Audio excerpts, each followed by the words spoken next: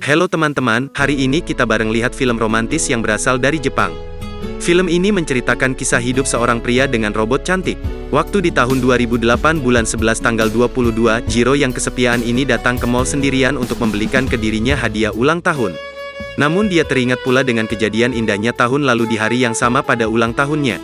Waktu itu, dia juga baru membelikan hadiah ulang tahunnya, namun dia ketemu seorang cewek cantik yang terus bertatapan dengan senyuman terhadapnya. Jiro jadi penasaran dan mengikutinya dari belakang. Cewek cantik ini mencuri sepasang pakaian yang lagi diperhatikan Jiro. Tapi Jiro mengabaikannya saat dia berjalan di depannya karena dia sudah terikat dengan kecantikannya. Setelah itu di jalan, dia ketemu cewek cantik ini lagi yang mengikutinya sepanjang jalan dengan senyuman manis. Jiro yang sedang makan spaghetti di sebuah restoran menjadi kaget karena cewek cantik ini tiba-tiba muncul duduk bersamanya dan memesan sesuatu di menu. Saat itu, mereka berdua mendengar lagu ulang tahun dari satu grup anak remaja di meja sebelah. Cewek cantik ini bilang ke Jiro kalau hari ini juga ulang tahunnya. Jadi, mereka juga saling mengucapkan selamat ulang tahun ke sesama. Setelah itu, cewek cantik ini mulai makan dengan liar di hadapan Jiro. Jiro pun jadi kaget dengan nafsu makannya yang besar. Dan yang lebih mengejutkan adalah, cewek cantik yang berjanji mau membayar tiba-tiba lari keluar dari restoran dan suruh Jiro ikut lari. Jiro yang bingung awalnya juga sadar dan ikut melarikan diri. Mereka lari ke pasar malam lalu memakai baju kostum curian dan berhasil melarikan diri dari kejaran.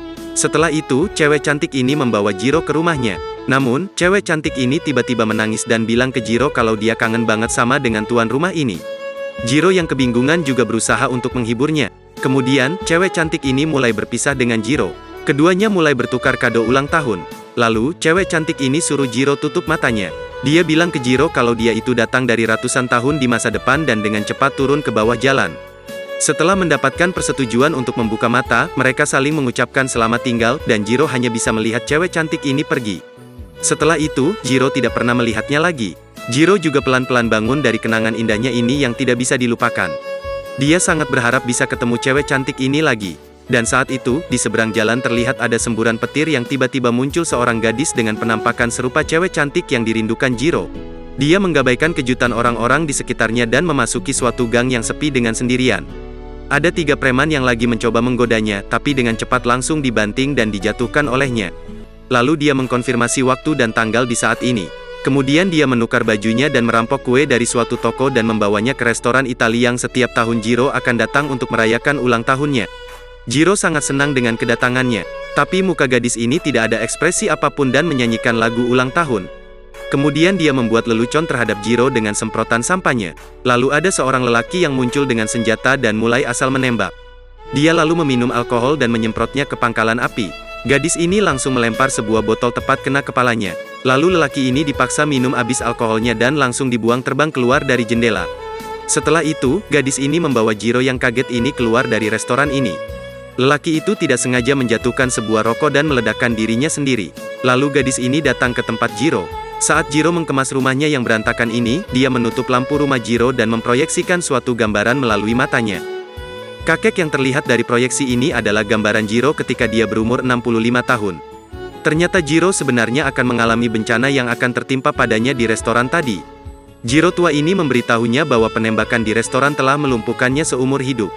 Lalu dia menghabiskan semua waktu dan uangnya untuk menciptakan gadis cyborg ini dan mengirimnya kembali untuk menyelamatkan Jiro yang ada di masa ini. Jiro tua ini menyuruh Jiro untuk berdampingan hidup bersamanya. Walaupun dia adalah seorang cyborg, tapi seiring waktu berjalan dia akan mulai mendapatkan jiwa kemanusiaan dalam proses adaptasi. Kenyataan ini membuat Jiro sangat bingung. Lalu cyborg ini memberitahukan Jiro, model dan serial nomor buatannya. Jiro menyadari kalau cyborg ini terbuat dari sel-sel hidup dan mempunyai teknologi artificial intelligence. Jadi dia berpikir untuk berbuat cinta dengannya. Tapi cyborg langsung menyetrumnya sebagai hukuman atas pikiran ini. Setelah itu, Jiro memulai kehidupannya setiap hari bersama cyborg. Dia akan menyerupai cewek lain bergandeng tangan dengan Jiro, akan menggendong Jiro dan melari dengan cepat ke kelas sewaktu dia mau terlambat. Dan membantu Jiro menyerang balik guru yang suka melempar kapur terhadap Jiro. Cyborg cantik ini pun sangat kuat makan dan disukai cowok lain di sekolah Jiro. Tapi kalau dia diajak minum alkohol, dia bisa terlihat agak error di sistemnya. Matanya bisa memproyeksi gambaran, melontarkan setruman listrik, dan sampai-sampai kepalanya berputar 360 derajat. Situasi ini langsung membengongkan teman-temannya Jiro. Sewaktu liburan, Jiro akan bekerja di sebuah restoran. Cyborg juga akan menemaninya tapi dia yang suka makan bisa mencuri makanan orang lain walaupun anak kecil. Jiro sangat malu terhadap aksi perbuatannya. Saat itu, ada seorang driver yang lagi ngantuk membawa truk dan akan melanggar seorang anak kecil. Tapi berkat Cyborg yang dengan cepat reaksinya, anak kecil ini berhasil diselamatkan. Dalam waktu singkat, dia menjadi pelindung Jiro sekaligus teman setia yang terus menciptakan momen-momen indah bersamanya.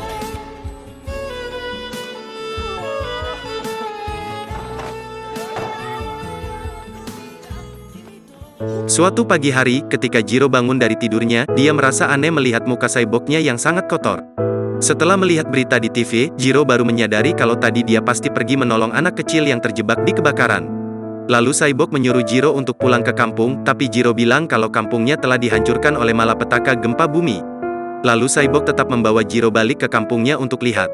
Kemudian dia bilang ke Jiro jangan bicara dengan siapapun yang akan kamu ketemu di sini. Ternyata dia membawa Jiro masuk ke kenangan masa lalunya sebelum kejadian gempa bumi di kampungnya. Dia melihat dirinya sewaktu kecil beserta neneknya yang telah meninggal. Gambaran ini semua membuat Jiro sangat terharu. Setelah itu, Jiro jatuh sakit. Di rumah sakit, dia melihat siaran televisi yang terjadi kasus perampokan. Saat situasi yang kritikal ini, Cyborg muncul dan dengan gampang menghajarnya, lalu membuangnya keluar dari jendela. Gambaran ini sekali lagi membuat Jiro sangat terharu. Jiro melihat Cyborg yang pulang ke rumah sakit dan dengan sangat terharu memeluknya. Tapi Cyborg bilang ke Jiro kalau segala kejadian yang dia selamatkan ini adalah permohonan dari Jiro yang tua di masa depan. Karena semua kejadian ini mengakibatkan kematian dan ini membuat Jiro di masa depan sangat sakit hati. Jadi dia baru bisa mencegah semua kejadian ini. Jiro yang saat ini sudah sangat mencintai Cyborg, dan dia memberanikan dirinya untuk bercium dengan Cyborg. Tapi Cyborg yang bukan manusia ini tentu tidak bisa merasakan cintanya.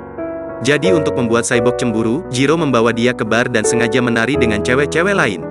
Tapi akhirnya Jiro sendiri yang cemburu melihat dia di bawah cowok lain. Kemudian Jiro bercium dengan seorang cewek untuk membuat Cyborg cemburu lagi. Tapi Jiro malah ditampar sama cewek itu. Cyborg melihat Jiro yang kesakitan, ceweknya langsung dilempar terbang ke kolam air. Tapi Jiro mengetahui kalau Cyborg bukan cemburu baru melempar cewek itu, tetapi melainkan dia tidak mau melihat Jiro mengalami kesakitan. Ini membuat Jiro sangat sakit hati. Jiro sangat marah menyuruh Cyborg berdiri di jalan dan menyuruh dia jangan muncul lagi di hadapan dia. Dan demikian, Cyborg sudah menghilang di kehidupan Jiro. Kemarahan Jiro yang sesaat itu membuat dia sangat nyesal dengan keputusannya. Kehidupannya juga mulai kelihatan tidak berarti. Tapi suatu hari, Jiro merasakan seluruh bangunan mulai bergetar. Dan sesaat itu, bangunan-bangunan tinggi di depannya mulai runtuh. Jiro juga ikut jatuh dari runtuhan bangunannya. Tapi saat keadaan darurat, Cyborg tiba-tiba muncul dan dia menggunakan badannya untuk melindungi Jiro tertimpa dari kejatuhan. Jiro yang melihatnya pun sulit untuk menyembunyikan isi hatinya yang sangat merindukan dia, dan segera memeluk Cyborg dengan erat. Namun bangunan-bangunan di sekitarnya juga mulai runtuh. Cyborg juga membawa Jiro lari keluar dari sini secepat mungkin. Tapi gempa bumi ini sangat menggerikan dengan runtuhan bangunan yang terus berlangsung. Kemudian untuk menolong Jiro tertimpa mati pada waktu sesaat, dia harus mendorongnya dan merelakan dia sendiri tertimpa dari runtuhan bangunan.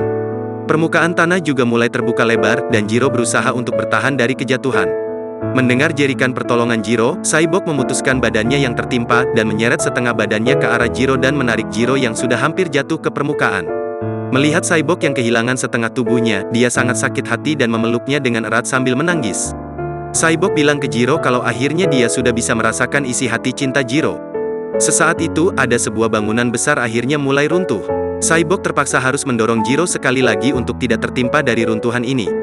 Dan Cyborg pun dikuburkan dari runtuhan bangunan besar ini. Setelah itu, Jiro yang diselamatkan tidak menyerah dan terus mencari Cyborg yang tertimpa di bawah bangunan. Akhirnya, Jiro juga bisa menemukan setengah badan Cyborg itu. Setelah itu, Jiro menghabiskan 61 tahun untuk mencoba memperbaikinya kembali dan akhirnya berhasil. Cyborg ini masih menyimpan ingatan di memorinya dan masih mencintai Jiro juga. Di kehidupan Jiro seterusnya, Cyborg tetap menemaninya sampai Jiro mencapai akhir hidupnya.